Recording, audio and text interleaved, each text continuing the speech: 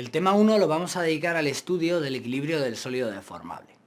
Es un poco más complejo que el equilibrio de un sólido rígido porque tenemos que incorporar una serie de ecuaciones que vamos a ver a lo largo del tema. Pero para empezar lo que vamos a ver es estudiar un primer concepto, que es el concepto de el vector tensión. Ya hemos analizado un poco la tensión, ya lo visteis en el curso pasado en mecánica de estructuras, pero vamos a profundizar un poco más en qué significa esto de la tensión y cómo podemos trabajar con ella.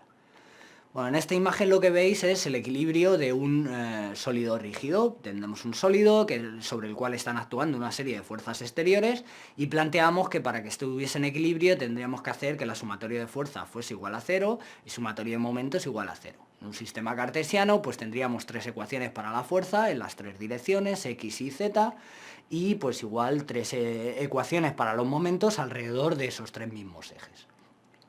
¿Qué ocurre cuando tenemos un sólido deformable? Bueno, pues lo que vamos a hacer es coger este sólido y le vamos a cortar por un plano, por este plano que llamamos P. Puede ser sobre un plano cualquiera. Y lo que vamos a hacer es que nos vamos a quedar con una única parte del sólido. En este caso, por ejemplo, con la parte de la izquierda. ¿Qué ocurre con esta parte de la izquierda? Que tiene que estar en equilibrio. Pero evidentemente, si no estamos contando con todas las fuerzas exteriores, porque solamente contamos con las fuerzas que están actuando en esta parte izquierda, solamente con las fuerzas exteriores no está en equilibrio. ¿Qué es lo que hace que esté en equilibrio?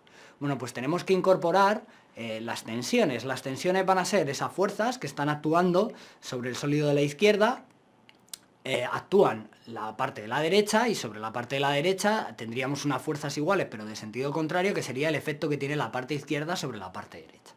Bueno, pues nos quedamos con la parte izquierda.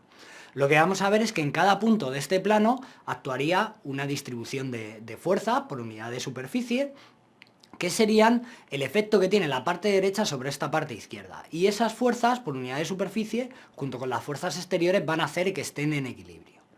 Entonces, bueno, el vector tensión, la tensión, por eso su significado físico es fuerza por unidad de superficie. Este vector que tenemos aquí es una fuerza, pero está actuando en una superficie cuya área pues, es infinitamente pequeña. Entonces, ¿cómo definimos el vector tensión? Bueno, pues el vector tensión lo vamos a definir como el límite de esta fuerza entre esta superficie cuando la superficie tiende a cero. Es decir, estamos hablando de un punto infinitesimal. Bueno, pues ese es el vector tensión. Entonces, en cada punto de este plano tendremos un vector tensión que tendrá un valor diferente, tanto en su módulo como en su dirección. Y en cada uno de esos puntos será el efecto que tiene la parte derecha que hemos obviado sobre la parte izquierda. Bueno, este vector tensión, como es un vector, evidentemente sus valores dependerán del sistema de referencia que tengamos, de cómo definimos esos ejes x, y z.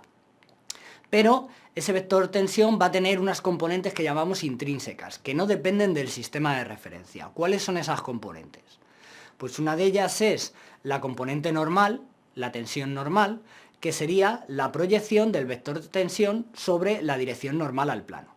Independientemente del sistema de referencia, la proyección de ese vector que tengamos sobre la dirección normal al plano siempre va a tener un mismo valor, que tiene un sentido físico, que es una tensión normal.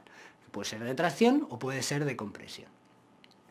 Y la otra componente sería la tensión tangencial, que es la componente del vector que tiene una dirección paralela al plano, que está comprendida dentro del plano.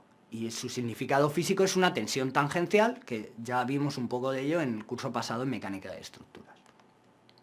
Bueno, entonces, ¿de qué va a depender el vector tensión? Por supuesto va a depender de las cargas exteriores y de la geometría del sólido, que van a afectar las ecuaciones de equilibrio.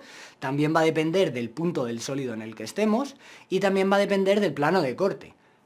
Dependiendo de la inclinación de ese plano de corte, vamos a obtener un vector tensión diferente. Entonces vamos a ver un ejemplo muy sencillo, es un ensayo de tracción. Cogemos una pieza prismática y la sometemos a un ensayo de tracción uniaxial. Si nosotros cortamos por un plano perpendicular a la dirección de aplicación de la carga, vamos a tener una tensión. Entonces, en todos los puntos de este plano por el que hemos cortado, vamos a tener un vector tensión que va a ser igual. Vamos a tener lo que llamamos una distribución uniforme de tensiones. Y ese valor de la tensión va a ser la fuerza entre la superficie de ese plano. Bueno, lo que vamos a llamar A, que sería esa superficie rectangular. ¿Cuáles serían las componentes normal y tangencial? Pues en este caso la componente normal va a ser el el mismo valor que tiene el módulo del vector, que es fuerza entre superficie, y la componente tangencial vale 0. Y esto será independiente del sistema de referencia que tengamos. Siempre la componente normal va a ser fuerza entre superficie y la componente tangencial va a valer 0. Bueno, ahora vamos a hacer una cosa, vamos a cortar no por un plano perpendicular a la dirección de aplicación de la carga, sino con un plano que tiene una cierta inclinación, este ángulo θ. Y entonces lo que tenemos que hacer es calcular el valor de la tensión normal y el valor de la tensión tangencial. Bueno, lo que yo os propongo es que ahora mismo paréis el vídeo, intentéis calcularlo vosotros por vuestra cuenta, que hagáis el esfuerzo de intentar calcularlo y así os va a ser muchísimo más útil esta lección. Una vez que lo hayáis calculado, pues le volvéis a dar al play y yo os muestro la solución. Bueno, ¿qué tal? ¿Lo habéis conseguido? Bueno, pues esto es algo muy sencillo.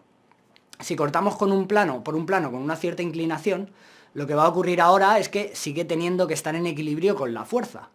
La diferencia que tenemos ahora es que la superficie de este plano es mayor. Al tener una cierta inclinación, la superficie no es A, sino que es A dividido entre el coseno de θ. Por lo tanto, el valor de la tensión, del vector tensión en dirección vertical, en este caso, ese vector tensión, su valor va a ser fuerza entre área, A, recordar que es la superficie del sólido si cortamos por un plano perpendicular a la dirección de la carga, multiplicado por el coseno de θ. Si el área es un poco más grande, el vector tensión tiene un valor un poco más pequeño. ¿Y cuáles serían su componente normal y su componente tangencial? Bueno, pues la componente normal va a ser la proyección de este vector sobre la dirección normal, es decir, tenemos que volver a multiplicar por el coseno de θ, y la componente tangencial va a ser la proyección sobre la superficie, es decir, tenemos que multiplicar por el seno de θ. Bueno, pues este es el primer vídeo de esta lección, estudiar un poco el concepto de tensión, del vector tensión. Bueno, pues para complementar este vídeo tenéis los apuntes, que podéis disponer de ellos en aula global, y además pues en clase haremos ejercicios sobre ello.